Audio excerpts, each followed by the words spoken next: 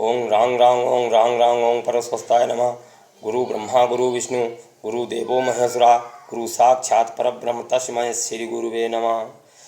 ओं गजाननं भूतगणाधिसेवितं कपित्तजम्बूफलचारुभक्षणं उमासुतं शोकविनाशकारकं नमामि विघ्नेश्वरपादपङ्कजं।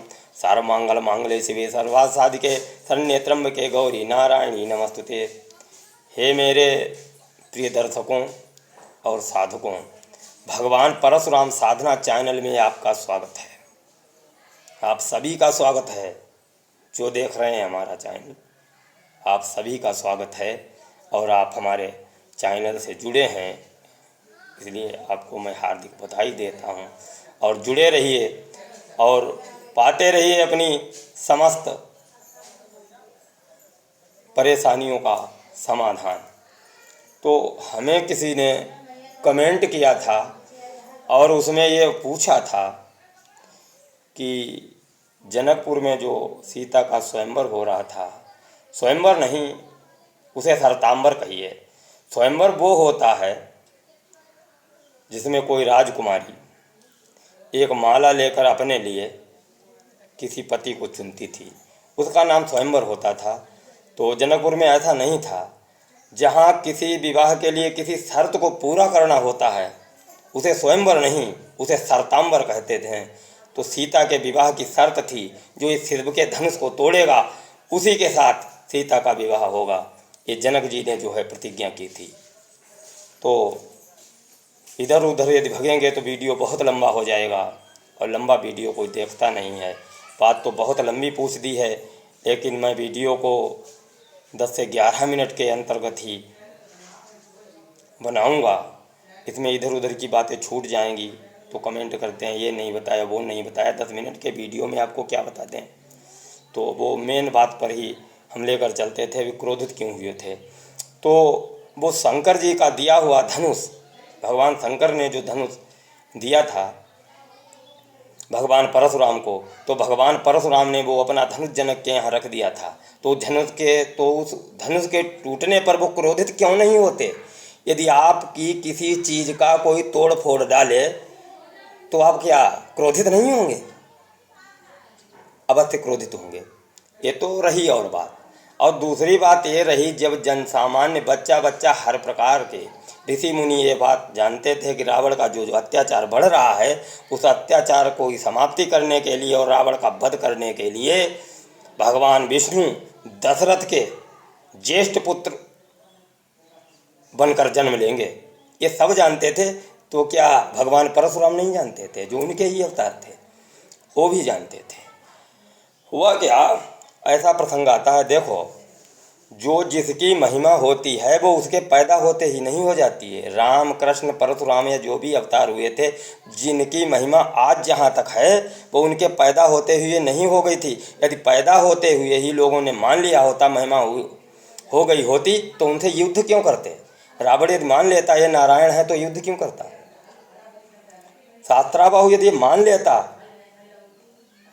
कि परशुराम भगवान विष्णु के अवतार हैं तो युद्ध क्यों करता। उनसे युद्ध करके कहाँ जाओगे। तो ये बाद में चलता है। तो राम का अवतार जो है बाद में हुआ और भगवान परशुराम की ख्याति जो है दूर दूर तक फैल चुकी थी। इनका सामना करने वाला पृथ्वी की बात छोड़िए, तीनों लोकों में कोई नहीं था जो भगवान परशुराम का सामना करता। क्योंकि देखिए, जब भगवान परशुराम वहाँ पर आए हैं तो तुलसीदास जी क्या लिख रहे हैं कि पितु समेत कही कही निज नामा लगे करन सब दंड प्रणामा। और जब राम आए थे तब ऐसा क्यों नहीं हुआ कि पितु समेत कही कही निज नामा लगे करन सब दंड प्रणामा। राम लक्ष्मण को किसी ने प्रणाम नहीं किया, क्योंकि इनकी ख्याति जो है तब तक फैली नहीं थी। बच्चे थे, धीरे धीरे उठ रहे थे, इनकी ख्याति फैली हुई थी। तो शिव का धनुष टूटा जनकपुर में। ये कहाँ थे? इनका जन्म जो है जलालाबाद में हुआ। यूपी के शाहजहाँपुर में तहसील है, यूपी के शाहजहाँपुर ज़िले में तहसील है जलालाबाद। वहाँ इनका जो है जन्म स्थान है। वहीं पर मंदिर भी है और बहुत बहुत दूर से लोग आते हैं मंदिर पर। भगवान परशुराम का मंदिर है, वहीं जलालाबाद में इनकी जन्मस्थली थी। तो ये अपने जन्मस्थली पर अपने घर में थे उस समय। और जनकपुरी कहाँ थी? नेपाल में। अब नेपाल से लेकर जलालाबाद का रास्ता देखो कितनी दूर है। और आजकल के जैसे फ़ोन भी नहीं थे, तो किसने मैसेज किया कि जनकपुर में धनुष तोड़ा गया है? कित्ते ही अवसर सुनि सेव धनु भंगा, आयो भृगुकुल कमल पतंगा। तो किसने इन्हें वो सूचना दी थी? किसने ये बात की सूचना दी थी कि शिव धनुष टूट गया है? किसने दी थी सूचना? तो वो सूचना दी थी भगवान शंकर ने ध्यान में। क्या सूचना दी थी? इतनी कि हे भृगुपति, हे परशुराम, हमारा आदेश है, आप इसी समय उठकर जनकपुर चले जाइए। इतना इन्हें ज्ञात हुआ एकदम, मतलब शब्द हुआ। शब्द होते हैं, देवता दिखाई नहीं देते हैं, आकस्मात शब्द होते हैं। और आप भी यदि जिस इष्ट की पूजा करते हैं तो वो रास्ता आपको दिखाएगा। ऐसा होगा कान में कोई कह रहा है ऐसा है, तो इन्हें हुआ। तो भगवान शंकर ने, यदि ये भगवान परशुराम जो हैं, भगवान शंकर के कहने पर जनकपुर तत्काल उसी समय न जाते तो क्या होता? बोलो, बहुत बड़ा नरसंहार होता। वहाँ के जब राम ने धनुष को तोड़ दिया तो वहाँ के राजे महाराजे जो बैठे थे, करीब 10,000 राजाओं की भीड़ थी, मैं सेना के बैठे हुए थे। तो उन्होंने क्या निश्चय किया कि धनुष टूटने से विवाह नहीं होगा सीता का। जो हमें युद्ध में पराजित कर देगा, सीता से विवाह वो करेगा। उठो राजाओं और सीता को छीन लो। जो विदेह कछु करें सहाई, जीतो समर सहित दो भाई। इस विदेह जनक को भी मार डालिए और राम लक्ष्मण इन दोनों लड़कों को भी मार डालिए। तो समझ लो युद्ध की घमासान बन चुकी थी। इतना बड़ा नरसंहार था। चलो उस समय जो ये बात उन राजाओं के समझ में नहीं आती होगी, आज आप समझते हैं कि वो राजा लोग राम लक्ष्मण के हाथ मारे जाते या राम लक्ष्मण उन राजाओं के हाथ मारे जाते? ये आप विचार कर लीजिए कि यदि घमासान होता, युद्ध होता, तो कौन संघारित होता? वो समस्त राजा राम लक्ष्मण के हाथ मारे जाते। राम लक्ष्मण को मरना ही नहीं था, क्योंकि राम भगवान विष्णु के अवतार थे और लक्ष्मण शास्त्रार्थ शेषनाग थे। इनका वध तो असंभव था। लेकिन क्या था, इनकी ख्याति तब तक अर्जित नहीं होती थी। वो जरूर इनसे लड़ते और जरूर युद्ध करते। और भगवान परशुराम के अचानक वहाँ पर पहुँच जाने से क्या हुआ? जैसे चूहों की सभा लगी हो, उसमें बिल्ली नहीं बनविलार आ गया हो। जब इनका खड़ाऊं एकदम खटका, तो एकदम जहाँ के तहाँ सब शांत हो गए। और क्या हो गया कि पितु समेत कही कही निज नामा, लगे करन सब दंड प्रणामा। युद्ध शांत हो गया, भूल गए सब राजा लोग के हुआ क्या, ये कहाँ आ गए हैं। क्योंकि समस्त राजा लोग इनसे भयभीत थे। क्योंकि जो राजा इनके समय में अपराधी किस्म के हुआ करते थे, जब इन्होंने शास्त्राबाहु का वध किया तो उसके साथ में शास्त्राबाहु का ही वध नहीं किया। ऐसा आता है, कुछ ये ही नहीं जितने राजा इस भूतल पर अभिमानी थे, वो या तो स्वर्ग सिधारे थे या डरकर पानी पानी थे। कि कुछ शास्त्राबाहु ही नहीं है। जो भी राजा इस भूतल पर अभिमानी थे, या तो वो अभिमान छोड़कर सुधर गए थे, अन्याय और अत्याचार को छोड़ दिया, और या फिर इस दुनिया को छोड़ दिया। जो राजा धर्मात्मा थे, धर्म पर चलते थे, उन पर ये प्रसन्न रहते थे। उनसे नहीं, जो राजा अत्याचारी थे, जनता पर अत्याचार करते थे और जनता का खून चूसा करते थे, अपनी अय्यासी पूरी करते थे, उन अय्यास राजों का इन्होंने जो है हत्या कर डाली थी, उन दुष्टों की।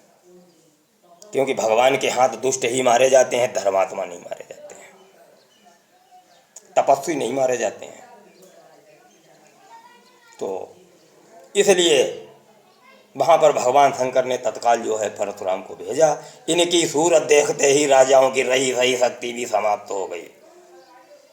देखो एक ही बात, राम और परशुराम, राम पर वो आक्रमण करने के लिए तैयार थे और परशुराम की सूरत देखते ही जो मर गए थे जिंदा थे जिंदा, पितु समेत। उनने कहा हमें तो ये नहीं जानते होंगे, हो सकता है हमारे बाप को जानते हों, जैसे उन्होंने आगे किया कि हे प्रभु, हे ब्राह्मण देव, मैं फलाने का पुत्र फलाने, तो कह देते थे कि चलो लाइन में लगो, तुम्हारे पिता का मैंने वध किया था, हाँ कि विचार करेंगे बाद में क्यों किया था, चलो जो भी आता है चलो तुम भी लाइन में लगो। और बाद में जब ये देखा कि धनुष के 2 टुकड़े पड़े हुए हैं, तो ये क्रोधित हो गए कि हमारे गुरु भगवान शंकर का धनुष है, ये जनक तूने ये दुर्दशा कराई है, बता इस धनुष को किसने तोड़ा है। इस धनुष को लेकर वो क्रोधित हो गए, और क्रोधित नहीं हुए थे क्योंकि जो राम थे, जो परशुराम थे, वही राम थे। मेन उद्देश्य इनका उस महासंग्राम को रोकना था। वहाँ पर भगवान शंकर ने जो है इन्हें भेजा था महासंग्राम को रोकने के लिए। मेन उद्देश्य ये था। मिथिलापुरी में इनके जाने से वो संग्राम रुक गया। सीता का विवाह राम के साथ होगा। ये भी अपने यथास्थान चले गए। भगवान परशुराम ये जानकर कि राम भगवान विष्णु के ही अवतार हैं, और राजे महाराजे जो थे वो भी अपने अपने घर को चले गए। महासंग्राम जो है टल गया। ये है आगे ने जो प्रश्न किया था कि धनुष के टूटते ही वो क्रोधित क्यों हो गए। ऐसा भी यदि आपका भी कोई प्रश्न है, आपकी भी समस्या है, तो बस हमें कमेंट में लिख भेजिए,